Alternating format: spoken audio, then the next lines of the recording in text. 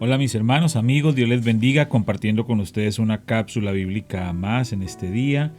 Vamos avanzando cada día a través de la palabra de Dios, desde el Génesis hasta el Apocalipsis.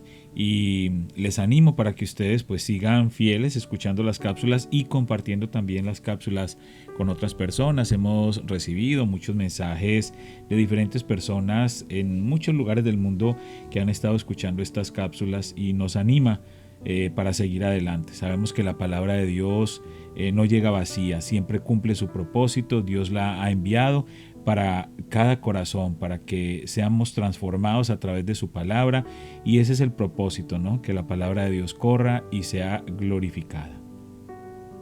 Salmo 57, del 6 al 11. Mis enemigos me tendieron una trampa, estoy cansado de tanta angustia. Cavaron un pozo profundo en mi camino, pero ellos mismos cayeron en la trampa. Mi corazón está confiado en ti, oh Dios. Mi corazón tiene confianza. Con razón puedo cantar tus alabanzas. Despiértate, corazón mío, despiértense lira y arpa, con mi canto despertaré al amanecer. Te daré gracias, Señor, en medio de toda la gente. Cantaré tus alabanzas entre las naciones. Pues tu amor inagotable es tan alto como los cielos, tu fidelidad alcanza las nubes. Exaltado seas, oh Dios, por encima de los cielos más altos, que tu gloria brille sobre toda la tierra. Primero de Samuel 6, del 1 al 21. Así que el arca del Señor permaneció en territorio filisteo por un total de 7 meses. Entonces los filisteos mandaron llamar a sus sacerdotes y adivinos y les preguntaron: ¿qué debemos hacer con el arca del Señor? Díganos cómo devolverla a su propio país. Devuelvan el arca del Dios de Israel junto con un regalo, les dijeron. Envíen una ofrenda por la culpa, para que la plaga se detenga. Entonces, si se sanan, sabrán que fue la mano de Dios la que causó esta plaga. ¿Qué clase de ofrenda por la culpa debemos enviar?, preguntaron. Entonces les respondieron: ya que la plaga los hirió a ustedes y a sus 5 gobernantes, elaboren 5 tumores de oro y 5 ratas de oro como los que asolaron la tierra. Hagan estas cosas para demostrar su respeto al Dios de Israel. Tal vez entonces Él deje de afligirlos a ustedes, a sus dioses y a su tierra. No sean tercos y rebeldes como lo fueron Faraón y los egipcios. Cuando Dios terminó con ellos, estaban deseosos de dejar ir a Israel. Así que construyan una carreta nueva y busquen 2 vacas que acaben de tener cría. Asegúrense de que las vacas nunca hayan llevado yugo. Engánchelas a la carreta, pero encierren sus becerros en un corral. Pongan el arca del Señor en la carreta y junto a ella coloquen un cofre con las ratas de oro y los tumores de oro que estarán enviando como ofrenda por la culpa. Después dejen que las vacas vayan por donde quieran. Si cruzan la frontera de nuestra tierra y van hacia Bet-Semes, sabremos que fue el Señor quien trajo este terrible desastre sobre nosotros. Si no la cruzan, sabremos que no fue la mano de Dios que causó esta plaga, más bien sucedió por pura casualidad. Así que llevaron a cabo las instrucciones, engancharon 2 vacas a la carreta y encerraron sus crías en un corral. Luego pusieron el arca del Señor en la carreta junto con el cofre que contenía los tumores y las ratas de oro. Y efectivamente las vacas, sin desviarse a ningún lado, siguieron directo por el camino hacia Bet-Semes, mugiendo por todo el camino. Los gobernantes filisteos las siguieron hasta los límites de Bet-Semes. Ahora bien, los habitantes de Bet-Semes estaban cosechando trigo en el valle y cuando vieron el arca se llenaron de alegría. La carreta entró en el campo de un hombre llamado Josué y se detuvo junto a una roca grande. Entonces la gente hizo pedazos la madera de la carreta para leña, mató a las 2 vacas y las sacrificó al Señor como ofrenda quemada. Varios hombres de la tribu de Leví levantaron de la carreta el arca del Señor y el cofre que contenía las ratas y los tumores de oro, y los pusieron sobre la roca grande. En ese día el pueblo de Bet-Semes ofreció muchos sacrificios y ofrendas quemadas al Señor. Los 5 gobernantes filisteos observaron todo esto y luego regresaron a Ecrón ese mismo día. Los 5 tumores de oro enviados por los filisteos al Señor como ofrenda por la culpa eran regalos de los gobernantes de Asdod, Gaza, Ascalón, Gat y Ecrón.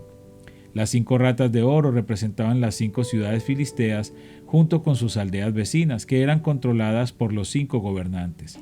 La gran roca de Bet-Semes, donde colocaron el arca del Señor, todavía está en el campo de Josué como un testimonio de lo que sucedió allí. Pero el Señor mató a 70 hombres de Bet-Semes porque miraron dentro del arca del Señor, y el pueblo hizo gran duelo por lo que el Señor había hecho. ¿Quién puede estar en la presencia del Señor, este Dios santo? Clamaron. ¿A dónde podremos enviar el arca desde aquí? Así que enviaron mensajeros a la gente de Kiriat Jearim y le dijeron: los filisteos han devuelto el arca del Señor, vengan y llévensela. Primero de Samuel 7, 1 al 17. Entonces los hombres de Kiriat Jearim fueron por el arca del Señor. La llevaron a la casa de Abinadab, que estaba en las laderas, y comisionaron a su hijo Eleazar para que se encargara de ella. El arca permaneció en Kiriat Jearim mucho tiempo, 20 años en total. Durante ese tiempo todos los israelitas se lamentaron porque parecía que el Señor los había abandonado. Entonces Samuel le dijo a todo el pueblo de Israel: si de todo corazón desean volver al Señor, desháganse de sus dioses ajenos y de las imágenes de Astoret. Dediquen su corazón al Señor y obedézcanlo solamente a Él. Entonces Él los rescatará de los filisteos. Así que los israelitas se deshicieron de todas sus imágenes de Baal y de Astoret y adoraron únicamente al Señor. Después Samuel les dijo: reúnan a todo Israel en Mizpa, y yo oraré al Señor por ustedes.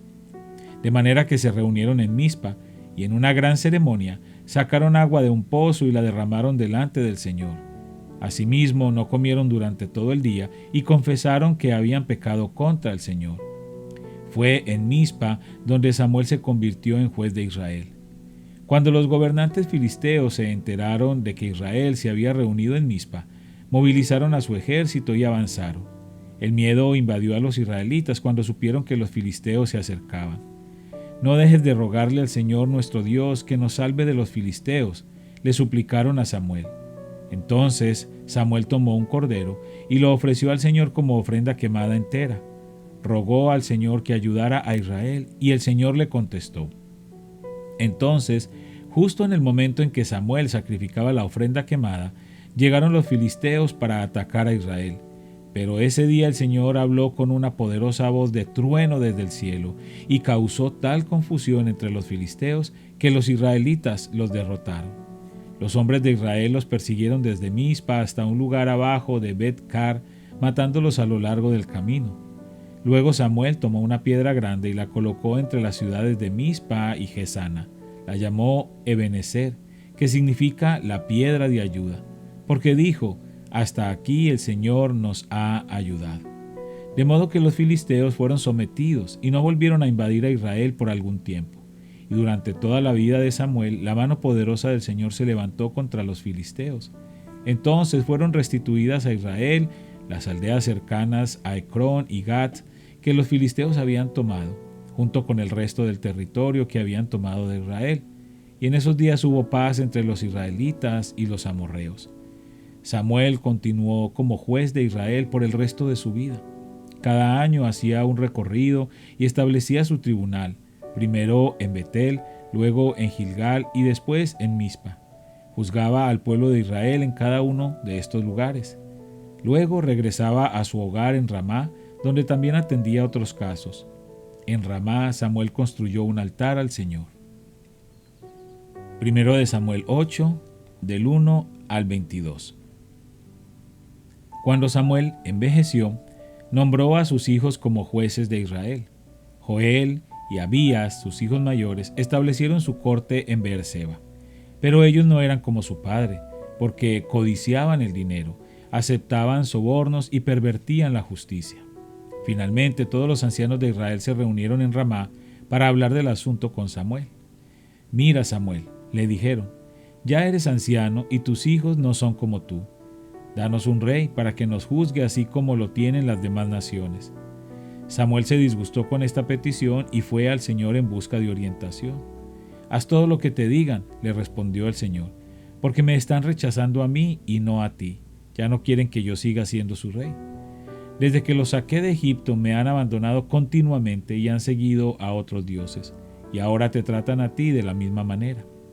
Haz lo que te pidan, pero adviérteles seriamente acerca de la manera en que reinará sobre ellos un rey. Entonces Samuel transmitió la advertencia del Señor al pueblo que pedía un rey. Esta es la manera en que un rey gobernará sobre ustedes, les dijo. El rey reclutará en el ejército a los hijos de ustedes y los asignará a los carros de guerra y a sus conductores, y los hará correr delante de sus carros. Algunos serán generales y capitanes del ejército, otros serán obligados a arar y a cosechar los cultivos del rey, y otros harán las armas y el equipo para los carros de guerra. El rey tomará a las hijas de ustedes y las obligará a cocinar, a hornear y a hacer perfumes para él. Les quitará a ustedes lo mejor de sus campos, viñedos y huertos de olivos, y se los dará a sus oficiales. Tomará 1/10 parte de su grano y de sus cosechas de uvas, y la repartirá entre sus oficiales y miembros de la corte. Les quitará sus esclavos y esclavas, y les exigirá lo mejor de sus ganados y burros para su propio uso. Les exigirá la 10ª parte de sus rebaños, y ustedes serán sus esclavos.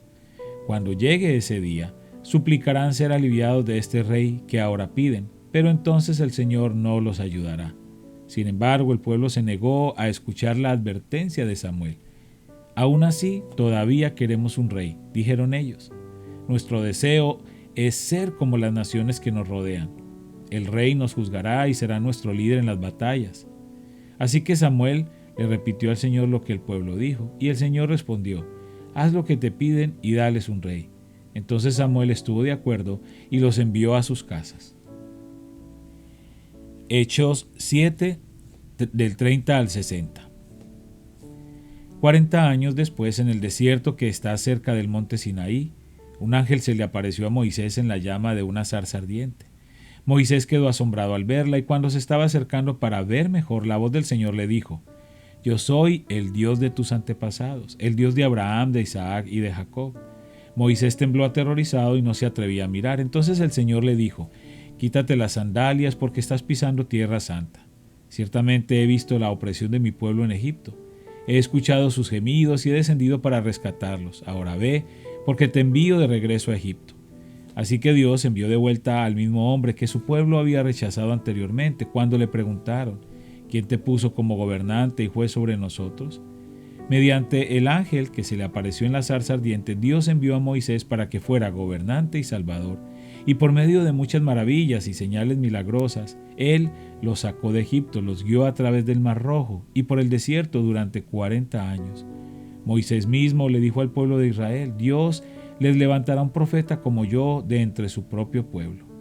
Moisés estuvo con nuestros antepasados, la asamblea del pueblo de Dios en el desierto, cuando el ángel le habló en el monte Sinaí, y allí Moisés recibió palabras que dan vida para transmitirlas a nosotros.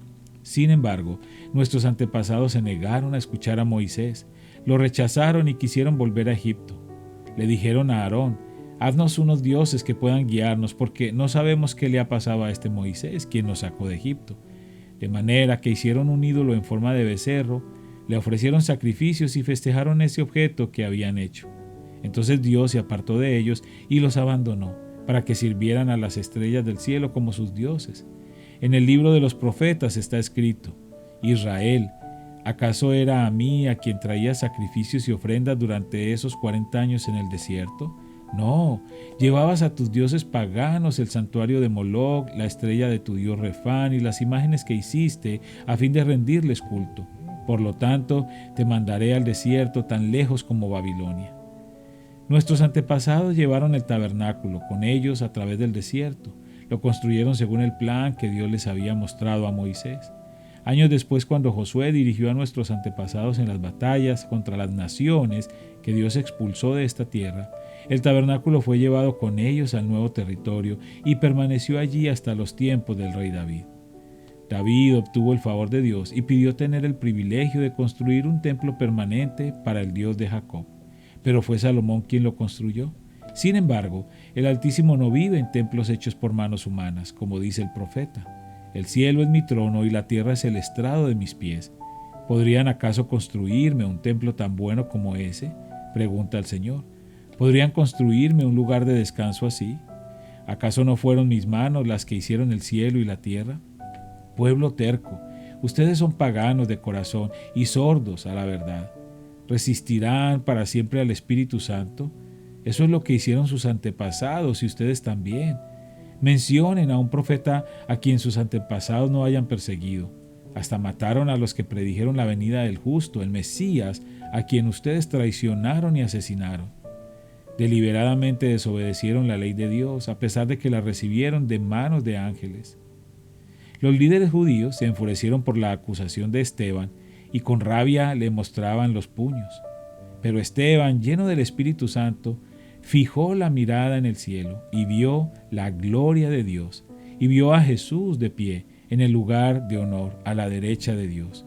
Y les dijo: miren, veo los cielos abiertos y al Hijo del Hombre de pie en el lugar de honor a la derecha de Dios. Entonces ellos se taparon los oídos con las manos y empezaron a gritar. Se lanzaron sobre él, lo arrastraron fuera de la ciudad y comenzaron a apedrearlo. Sus acusadores se quitaron las túnicas y las pusieron a los pies de un joven que se llamaba Saulo. Mientras lo apedreaban, Esteban oró: Señor Jesús, recibe mi espíritu. Cayó de rodillas gritando: Señor, no los culpes por este pecado. Dicho eso, murió. Padre, una vez más te damos gracias por esta palabra maravillosa. Gracias por todo lo que hemos estado aprendiendo día tras día. Te hemos estado conociendo de una manera más personal a través de tu palabra, Señor. Te pedimos que tu Espíritu Santo nos ayude a entender todos aquellos pasajes o historias o acontecimientos que quizás no podemos entender o comprender bajo nuestra propia perspectiva. Pero sabemos que todo, Señor, tiene un gran propósito, Señor, eterno, que quizás nosotros podemos desconocer, pero sabemos que todo se está cumpliendo como tú lo has dispuesto. Te pedimos, Señor, por cada persona que está escuchando estas cápsulas día tras día, te pido, Señor, que premies su fidelidad, que bendiga su vida, Señor, que si ellos tienen alguna necesidad, alguna petición especial en este día, seas tú respondiéndola conforme a tu perfecta voluntad. Todo esto te lo pedimos en el nombre de Cristo Jesús. Amén.